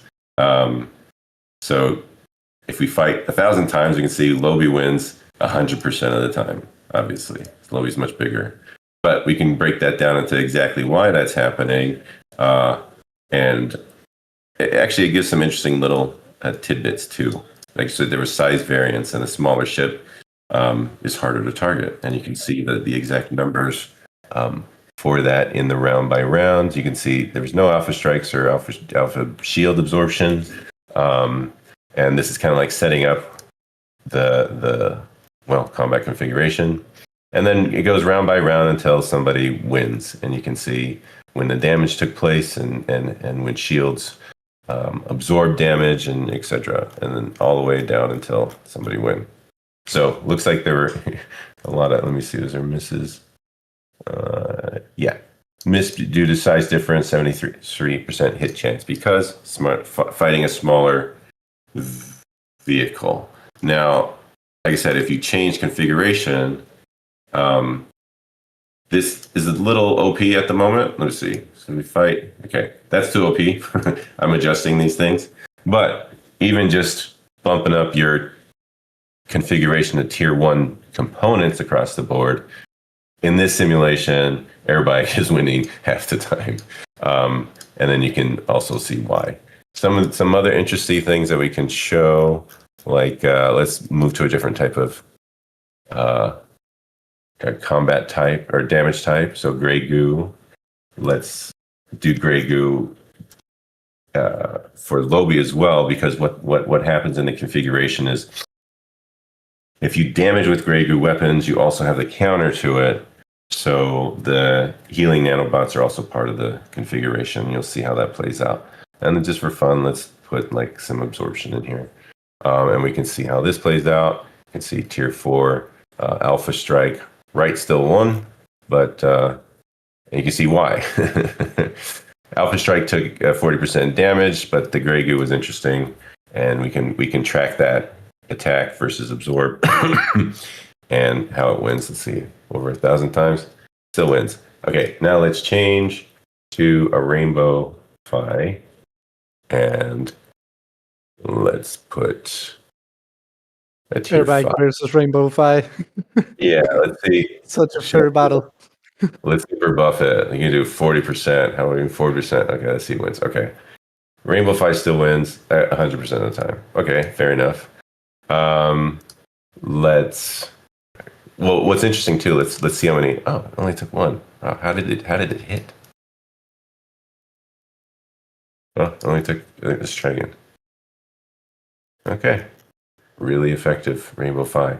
But sometimes these small things go for like 17 rounds just to actually get hit. It's pretty funny. So now let's see what I mean? Around 25. Now let's see how many, and again, these are just placeholder. Let's see how many Thimble air bikes it takes at tier 5. And what I'm doing right now is matching the ship size. So let's surpass the ship size and see if it still wins. Nope. Any? Looks like a tiny percentage. No? Jeez. Okay. More. Any? Okay. 0.3% of the time. An air bike wins, and we have 52 air bikes, all at tier 5, full maximum configuration, beating a FI 0.3% of the time. Okay. Anyway, yeah, you can have fun with this stuff. Let's see. That go up. Okay, 4.2%. Nice. So yeah, have fun with that. To get it in the combat simulator, you gotta bring it into the sheet here. It's lagging. so you just load it up and then test it out. So now it becomes part of the configurable fleets. So yeah, combat simulator is gonna be packaged with this. Oh, and one thing I wanted to say on all the tools now, this little help modal in the corner should also help you get oriented and what are the uses for it, keyboard shortcuts. And there's a lot in these tools. I didn't even go into the pattern builder. It's insane.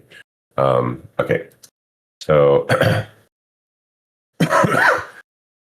next tool, we got the map editor updates. So again, it automatically loads into the latest map. There are still some pending changes coming around because this is always a living document.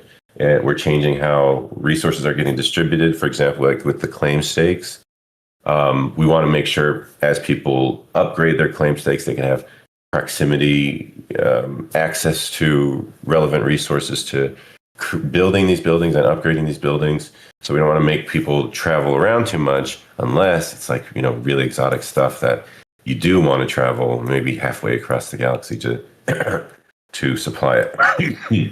So those are always kind of like shifting around and refining. What I wanted to show here is I've introduced the king and core systems. Let's hide this and this. Now, if you look at this map, let me just turn this grid off. Mike mentioned earlier that currently in Starbase, if your faction's got a tier 5 Starbase in one of the systems, it's going to transfer over into tier 5 Starbases here.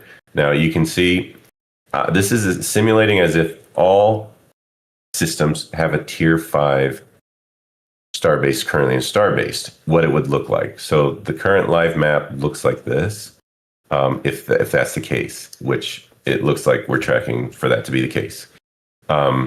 So you can go ahead and explore, for example, like, and it lines up, the regions line up 1-to-1 with the current systems that are currently being played with. And you can see all the neutral systems around that are new. Puts the new in neutral. And then you can take a peek. We have this new expanding feature. You can see asteroid fields and what's actually in here. Turn the filters on. So you can see what resources are available.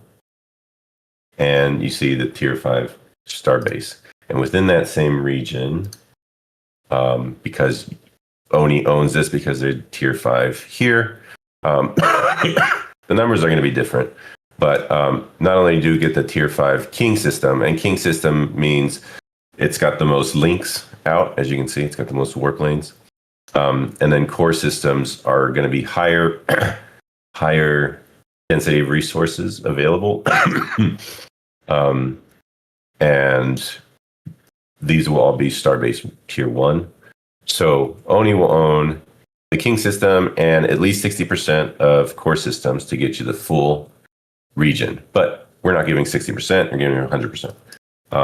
And then all these secondary systems are just kind of, do you want to get rid of some pirates and make it 100% or not? If it's like juicy, you want to see some stuff that you might like, okay, maybe you can make an effort to own those as well by destroying the Starbase. So yeah, those are the big things I think for the map. Lots of stuff to deep dive. I said things will be updating, and all you have to do is open this tool to see them update.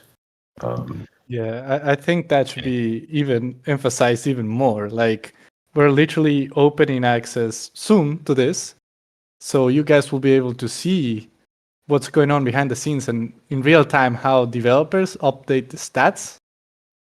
And that's just incredible access to behind the curtains developer work, literally making the community part of the development process, like never before, I would say.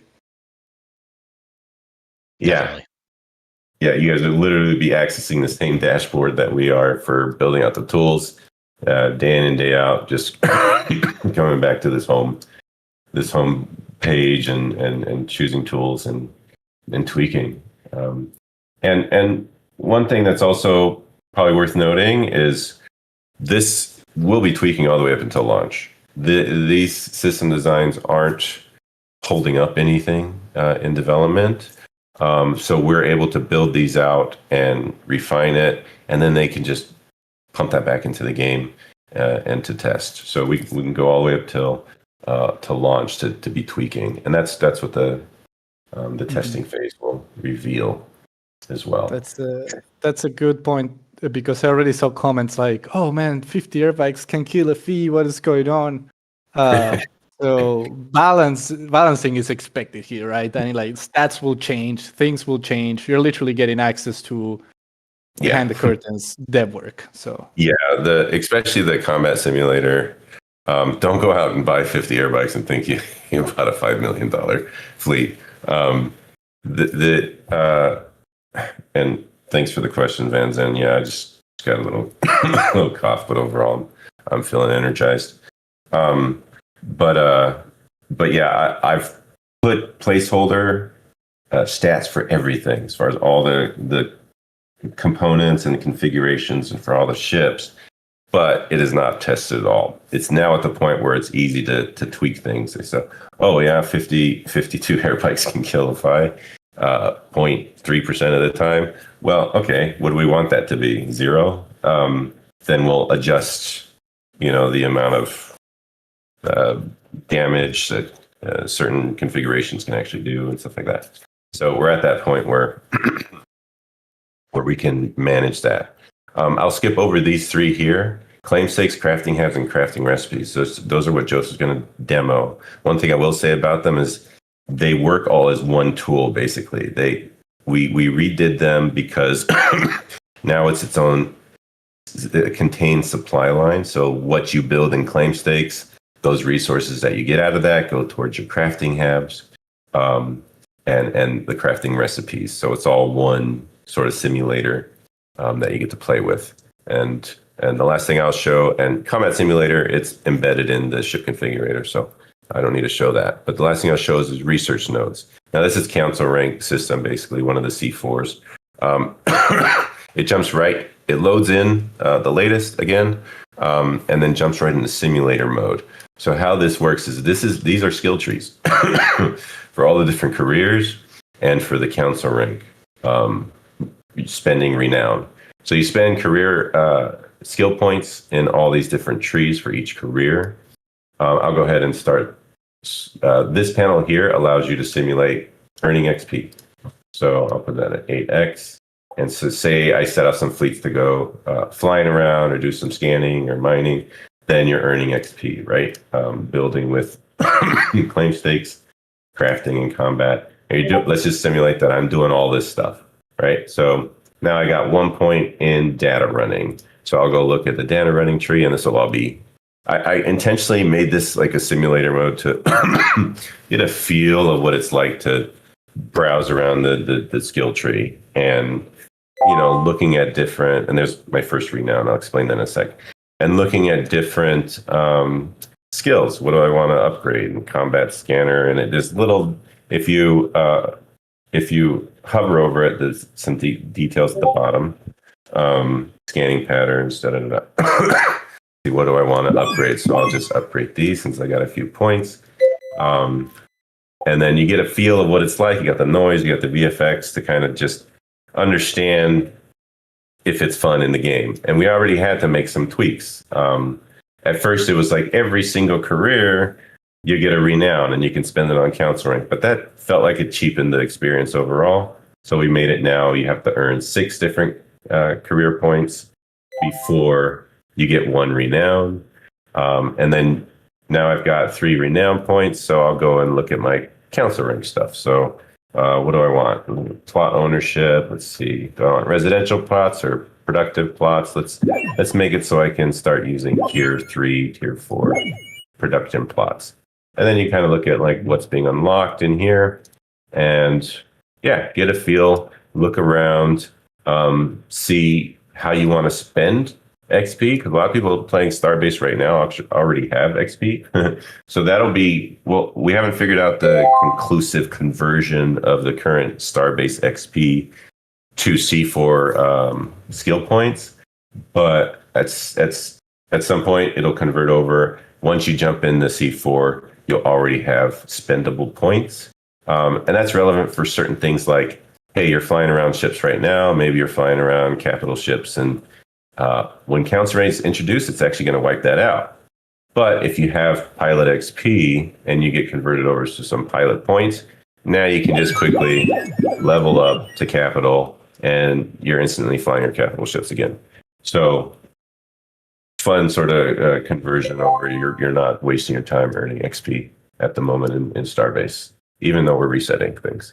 If you really want to deep dive and you see how, like behind the curtains, see how these things are created, this tool like can show you like some details of how that all works. So again, question mark shows you how to use it and what to use it for. So that's kind of it. Hope I didn't like overload again, but we won't have to overshare anymore because this is gonna be available for everyone else to play with and just look behind the curtain anytime they want, work out some strategies, and just always know exactly how it's going to run.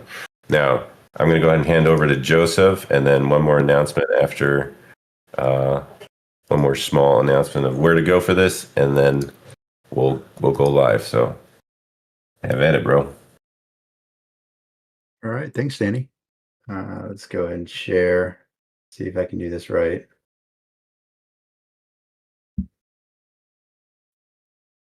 Okay, I think I'm leaking the the link right now.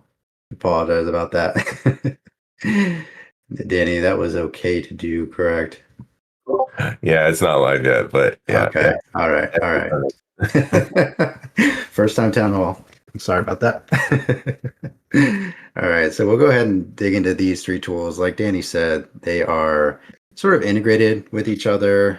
We originally had a claim stake simulator that I think has been shown before, but ultimately thought it would be cool to kind of integrate these, be able to, send your resources that you're obtaining from claim stakes to the Starbase, start crafting with them out of your habs, and also be able to visualize some of these crafting recipe trees, right? And kind of how they're all integrated together to try to get you to those final components, those ship config components. So we'll go ahead and go into claim stakes first. These 3 tabs, it's going to essentially bring you to each tab respectively, whichever you click on. But we'll start with claim stakes here. So we can go ahead and select a planet and get some information on that. All right, so we can see the faction control, the type of planet it is. So we're on a terrestrial planet right now. And then we can see what claim stake tiers are available to us. Now, we see that based on the Starbase level, we only have tier 1 open right now. That can be adjusted in your settings. So we can go ahead and go here and go and upgrade or downgrade your Starbase level as you see fit. So we can see how that affects things across claim stake tiers and crafting hab plots. So we'll go ahead and just upgrade this a few times and go back. And now we can get tier 2 or tier 3 claim stakes. So here as well, we have the natural resources. So these are the raw materials that are extractable from the planet once you buy them. So you can kind of see, what you're able to get before you make that purchase. And then we'll go ahead and dive in. First thing that you can always get with any claim stake is your central hub. So this basically gives you crew slots as well as power generation for your claim stake. That's going to kind of give you access to all the rest of your hubs, which there's 4 additional ones right now with Farm Hub, Storage Hub, Processing Hub, and Extraction Hub. Each of those are kind of your stepping stones into your modules that give you the ability to extract more resources from the Extraction Hub or process more resources that you're being extracted utilizing your Processing Hub and your processor modules. So if we go ahead and click, we'll get our Extraction Hub going. And then you see now that we have that, we've unlocked all of these different extractors that we could potentially add in as well. So as you're adding these buildings and kind of designing your claim stake, you can see up here in your design overview what's getting increased, right? So your slots, each building has its own set of slots that's going to take up, a certain amount of your claim stake total, right? Once you meet that max slots, then you're basically capped at that point. If you actually upgrade one of your extractors or your hubs, then that is going to go up in its amount as well. So you can kind of weigh, the efficiency of the extractor versus the tier versus how many slots it's taking. So this is kind of the reason for that, and the ability to play around with these different designs to see what's optimal for you. There is a net power as well that you have to stay above.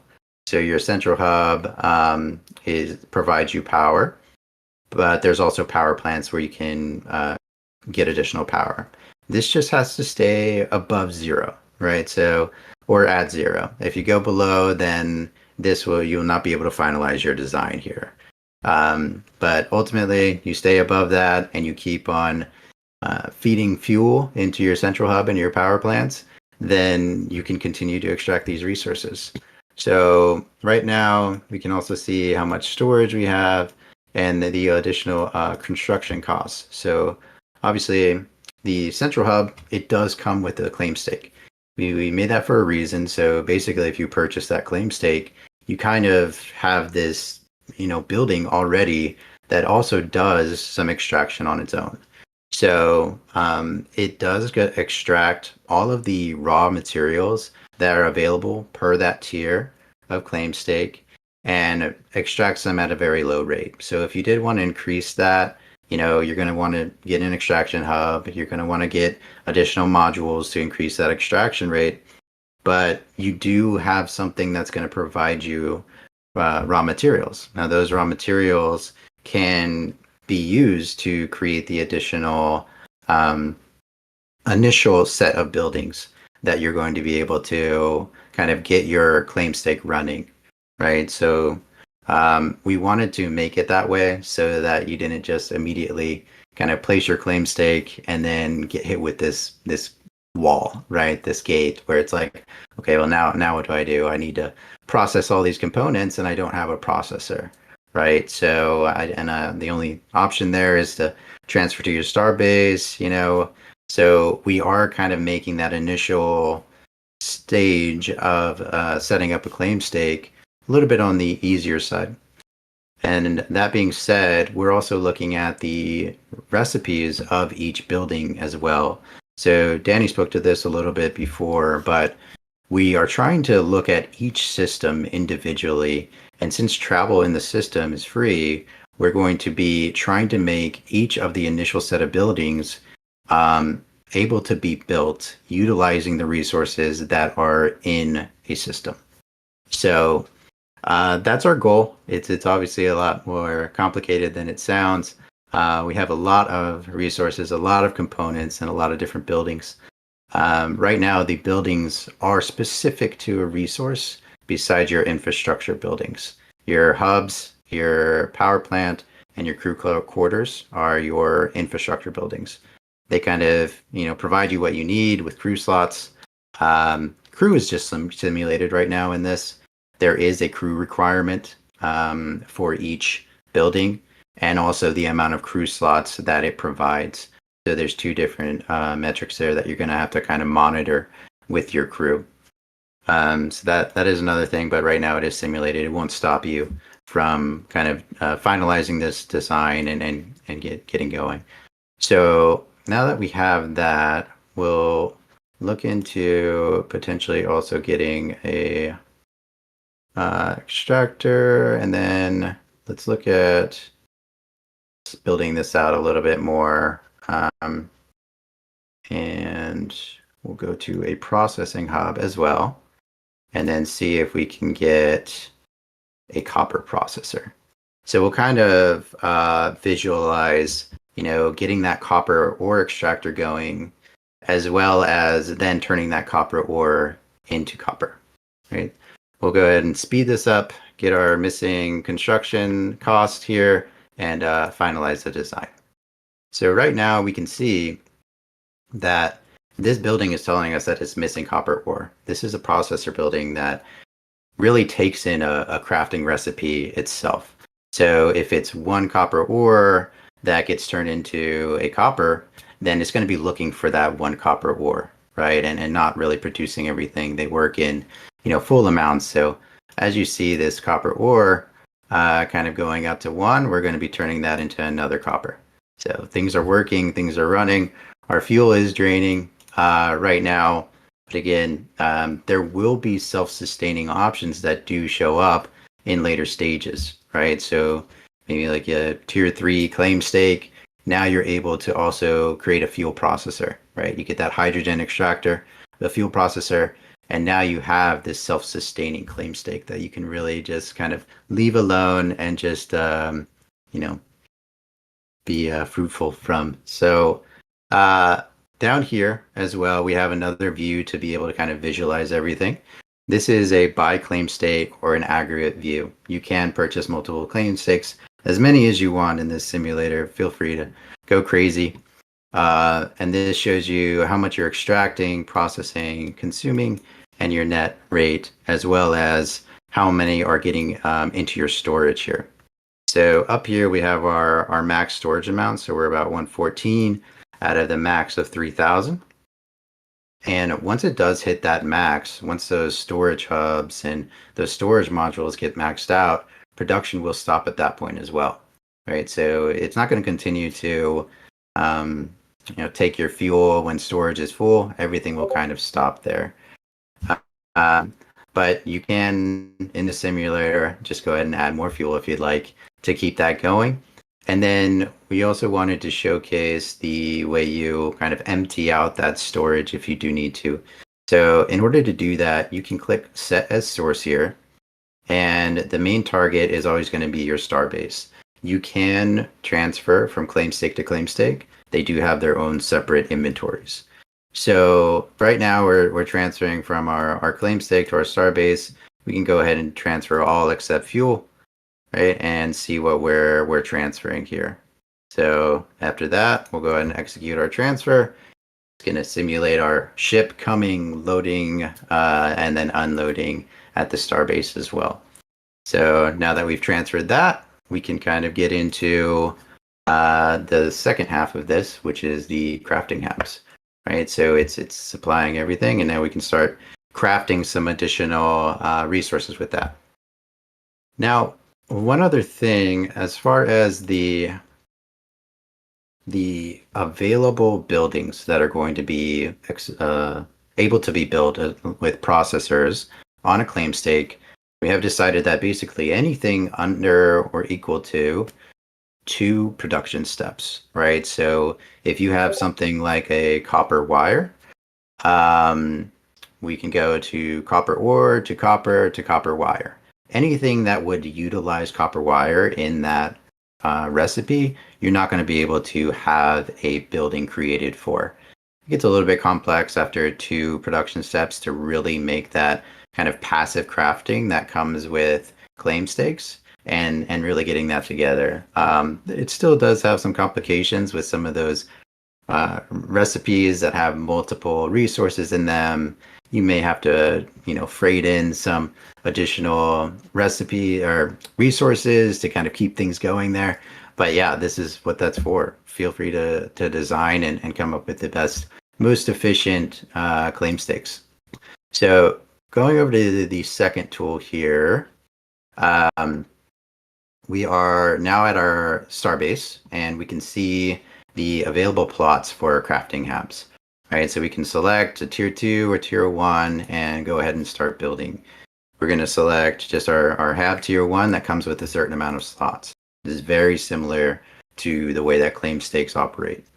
So we have our slots. The other thing that we have are job slots, right? So these are slots where you can assign a craft job to, right? So as we add in our crafting station, our slots are going to go up, and then there's also additional ways to increase speed.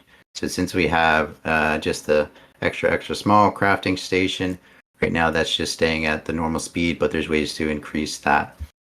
And then we'll go ahead and add some additional storage here. So there is a storage factor as well with crafting habs. That is just simulated right now. We aren't enforcing the storage capacity either. But we'll go ahead and add the missing resources here to be able to finalize this.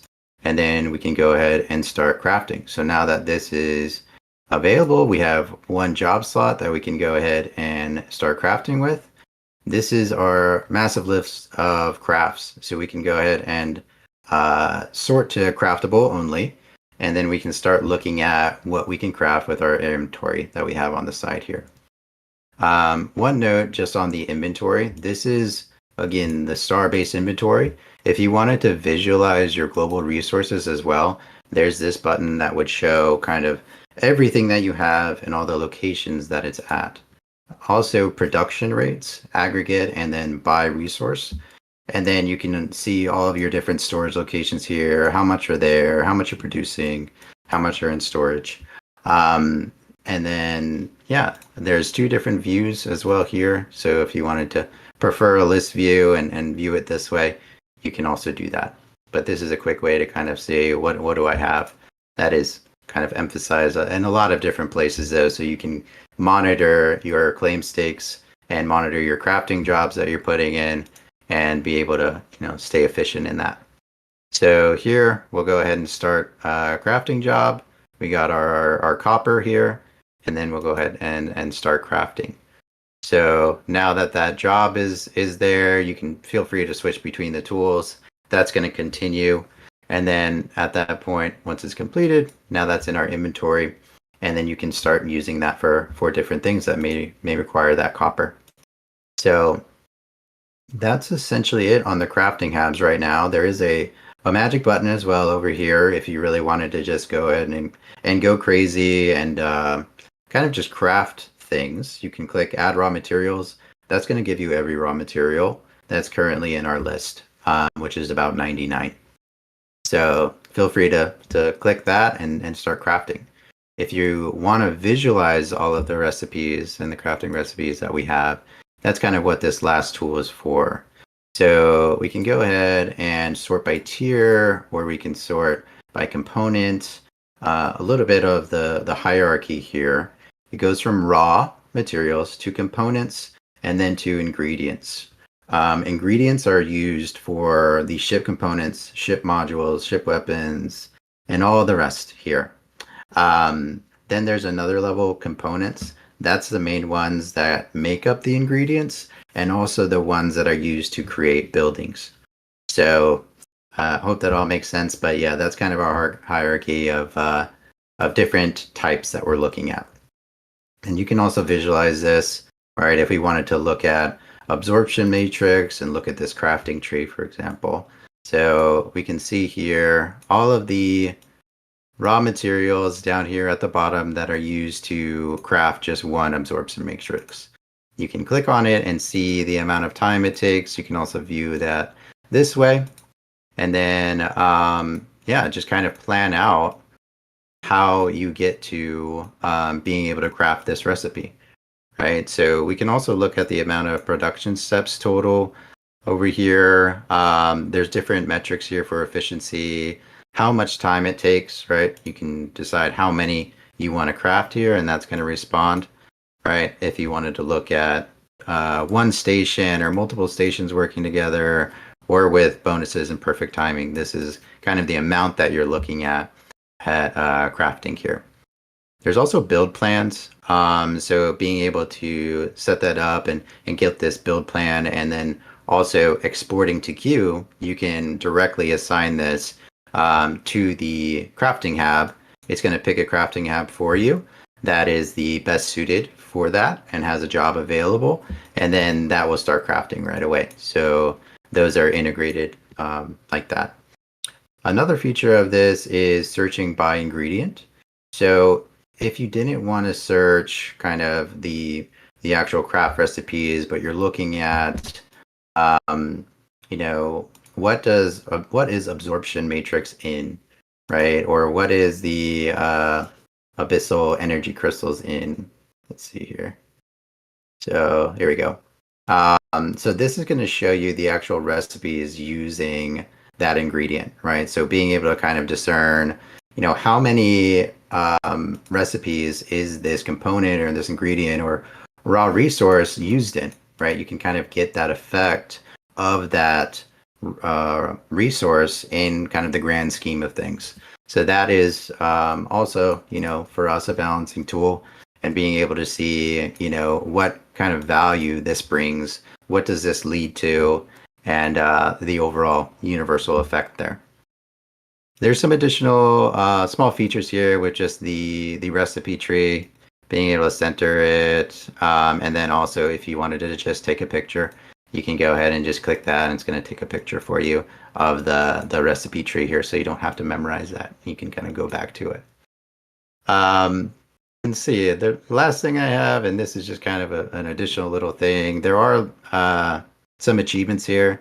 If you want to go crazy and produce 1 million units of any resource, you can do that. So there's some achievements here just for your own personal gains and and goals here, that if you wanted to play around in the crafting tools that we have. So other than that, the settings and configuration does have a preferences of auto saving. You can save and load as you want, and then also being able to clear all data. If you want to just wipe it clean and start all over again, then you can do that. Then this is a little summary as well, some quick saves, and then I do need to get those sound effects in that Danny had. Those are awesome. So we'll be working on that next, but that's pretty much all I have. Awesome, Joseph. Like you said, there's a lot of stuff that we have to deal with, the in-depth system design. There was a couple things I wanted to mention on the crafting habs. The big win there is the more slots you have, these are fee-free slots, so you don't pay the crafting fee. And then, I just wanted to go over. This is behind the curtain kind of system design view. We created these prototypes in a way to at least give us the basic minimal feel of what it's like to play it in a game. So if it's like things feel too complicated or too laborious or not complicated enough, we wanted to get a feel for that and make the minimal prototype tool so we can get a sense and tweak at that level. But everything you saw is some part of C4. And so that'll be in the game, but the front end design, when it's all polished off, is going to be a very accessible game. You have tutorials and step through it one by one. You don't have to take this fire hose of information and feel like you need to master it all right now, right? So then that's the next challenge for the actual game making. So anyway, the link is now live, so it's ses.staratlas.com, and have at it. Follow along with development. Things will be updated in real time, because literally I go to that URL and just start tinkering away, and then I update it on the repo, and now that's the latest source of truth. So also, Brett mentioned it's open source, so if you wanted to, instead of exporting out those JSON files, then you can just go straight to the repo and see there's different versions. It's not super clean on the back end, but we have these different versions for different purposes that we're not going to go into explain everything right now, because you guys are done. All right, thanks everybody. All right, thanks, guys. Good stuff. We'll have to get you more often. I think we're going to need a couple of town halls dedicated just to C4 as we continue to progress here. But guys, really well done. Joseph, thanks for joining us. Danny, as always, excellent job up here. It was a hell of a town hall, Santi.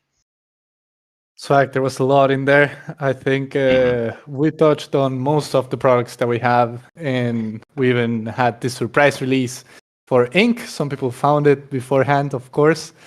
So that will XP this weekend, guys. Lock in. It's time.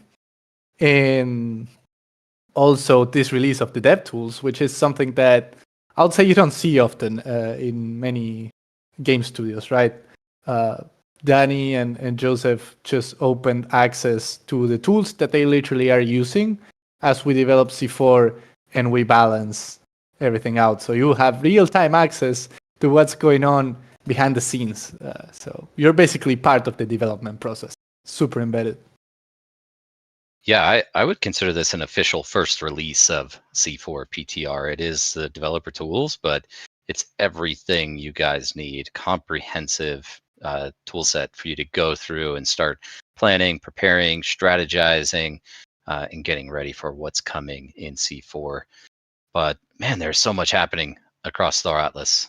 Some updates to Starbase, keeping those operations and logistics going, grinding out in Holosim, grinding my character levels in Unreal Engine. Now I'm farming Ink.